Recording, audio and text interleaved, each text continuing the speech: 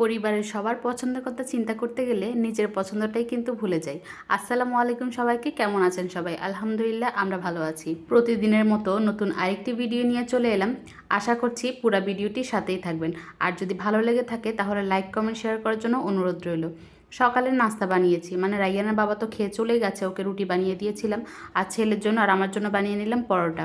তো পরোটা চা দিয়ে খেয়ে চলে গেলাম নিচে। এই যে মাঠের মধ্যে বলেছিলাম না একদিন যে আমাদের বাড়ির সামনে একটা মাঠ আছে, এখান থেকে কচু শাক নিয়ে গেছিলাম।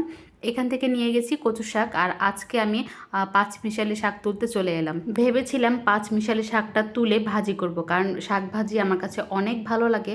কিন্তু রাইয়ানের বাবা বলল সে নাকি ভাজি খাবে না, ডাল দিয়ে খাবে। তো ওই যে পরিবারের পছন্দের কথা চিন্তা করতে গেলে নিজের পছন্দের কথাই ভুলে যে একটা কথা বলেছিলাম না, নিজের পছন্দ মতো করতে গেলে পরিবারের পছন্দ হবে না। তাই পরিবারের পছন্দ মতোই করে দেই, যাতে তারা খেয়ে তৃপ্তি পায়। আর খাওয়ার পর যদি তৃপ্তি পায় তাহলেই কিন্তু আমাদের রান্নাটা সার্থক হয়। রৌদ্রের মতো তেমন বেশি একটা শাক তুলতে পারিনি, অল্প করেই তুলেছি। অনেক রোদ, আমার ছেলে তো বারবার বলছে আম্মু আমার মাথা ঘুরায়। তো তাড়াতাড়ি চলে এসেছি শাকটা তুলে। প্রায় 5 রকমের শাক তুলেছি আমি ওইখানে, একদম ভালো করে বেছেই তুলেছি যাতে ঘরে এসে আর ভালো বাছতে না হয়। শাকটা যেহেতু বালির মধ্যে ছিল, তো অনেকবার আমাকে শাকটা ধুয়ে তারপর পরিষ্কার করতে হয়েছে। মানে শাকের মধ্যে যদি বালি থাকে তাহলে তো খেতে ভালো লাগবে না। তো ভালো করে ধুয়ে আমি ডাল দিয়ে শাকটা রান্না করে নিচ্ছি। ওই যেভাবে রান্না করে সেভাবেই আর কি, মানে একটু কাঁচামরিচ পেঁয়াজ দিয়ে তারপরে একটু রসুন বাটা দিয়ে ডালটা দিয়ে কষিয়ে তারপর শাকটা দিয়ে দিলাম। অনেকক্ষণ ধরে আমি কষিয়ে নেব।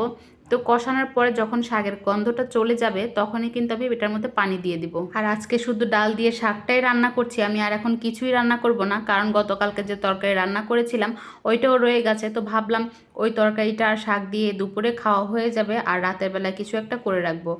তো চলে এলাম এখন কিন্তু রাতের বেলা, সারাদিন আর ভিডিও করিনি। রাতের বেলা মাংসটা আমি ভালো করে আগে ধুয়ে ফ্রিজে রেখে দিয়েছিলাম, তারপর সব মশলাগুলোও কিন্তু রেডি করে রেখেছিলাম। এখন শুধু রান্নাটা করব। তো একটু আদা রসুন লবণ হলুদ আর একটু জিরা ধনিয়া বাটা দিয়ে ভালো করে মেখে মাংসটাকে এখন একটু ভেজে নেব। কারণ মাংস যদি না ভেজে রান্না করি তাহলে রাইয়ানের বাবা খেতে চায় না। আবার যদি বেশি ভাজা হয়ে যায় তখন আমার ছেলে খেতে চায় না। মানে এই দুইজনকে নিয়ে পড়েছে অনেক সমস্যার মধ্যে। তো ভাবলাম না, একটু হালকা হালকা করে ভেজে নেই, তাহলে ছেলেও খেতে পারবে, ছেলের বাবাও খেতে পারবে। আর আমার জন্য তো সমস্যা নেই, কারণ আমি মাংসই খাই না। মাংসর মধ্যে আলু আর ঝোলটাই আমি খুব মজা করে খাই, মাংসটা তেমন একটা খাই না। তো মাংস রান্না করছি, আর রাইয়ানা বাবা বলেছিল একটু খিচুড়ি খাবে। আমি কিন্তু কিছুদিন আগে খিচুড়ি রান্না করেছি, তারপর আজকে বলছিল তুমি অনেক দিন ধরে আমাকে খিচুড়ি রান্না করে খাওয়াও না। তো আমি বললাম যে আমার কিন্তু মোবাইলের মধ্যে ভিডিও আছে আমি কোন দিন খিচুড়ি রান্না করেছিলাম। তো ভাবলাম না, একটু যখন খিচুড়ি খেতে চেয়েছে, মাংস তো রান্না করেছি, তো একটু খিচুড়িও রান্না করে দিব। আর এখানে আমি পেঁয়াজটাকে একটু লাল লাল করে মশলা দিয়ে, মানে দারচিনি এলাচ তেজপাতা দিয়ে লাল লাল করে ভেজে একটু পেঁয়াজ বাটাও দিয়ে দিয়েছি। তারপরে একটু এখন আদা রসুন বাটা, তারপর ধনিয়া আর জিরা বাটা দিয়ে, মানে মাংসের মধ্যে যা যা মশলা লাগে তাই দিয়ে দিব। বাটা মশলাটা যদি বেটে দেওয়া হয় আর যদি একদম টাটকাটা দেওয়া হয় তাহলে কিন্তু খেতে বেশি ভালো লাগে। আমরা তো এখন তেমন একটা বাটি না, কারণ ব্লেন্ডার করে ফ্রিজে রেখে দিই, ওটা দিয়ে চালিয়ে নিই। তা আমার যেহেতু ব্লেন্ডারটা নষ্ট, এখন আমি কিন্তু যেদিন মাংস রান্না করি সেই দিনই বাটাটা করে, মানে আদা রসুন বাটা তারপরে ধনিয়া জিরা গুঁড়া বাটা দিয়ে তারপরে করি।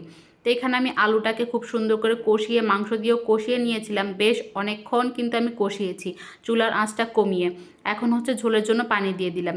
তো আমার মাংসটা তো একদম রেডি। এখন আমি এটা আরেকটা কড়াইয়ের মধ্যে ঢেলে নিব, কারণ এটা তো আমার অভ্যেস যে কোনো কিছু রান্না করার পরে আরেকটার মধ্যে ঢেলে নেওয়া। তো ঢেলে নিয়েছে, আমার মাংসটাও কিন্তু একদম রেডি।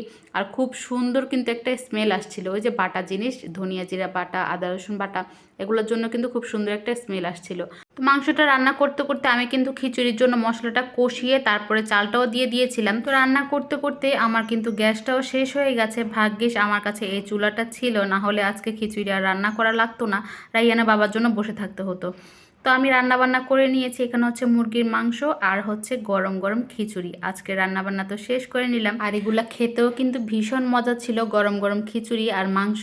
তো আজকের মতো ভিডিওটা শেষ করছি। আল্লাহ হাফেজ।